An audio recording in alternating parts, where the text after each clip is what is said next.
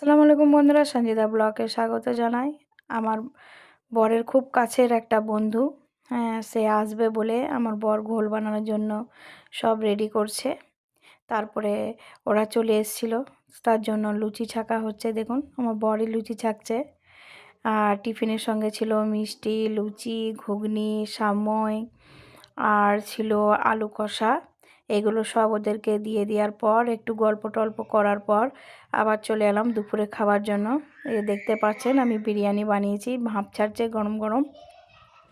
আর এইদিকে তেলটা বসিয়ে দিয়েছি পাঁপড় ছাকবো বলে। আর ছিল আমাদের চিকেন কষা, এই যে দেখতে পাচ্ছেন লাল লাল ঝাল ঝাল চিকেন কষা।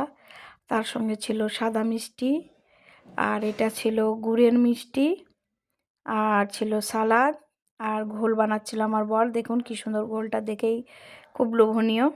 এইসব দিয়ে আমরা ওদেরকে আপ্যায়ন করলাম।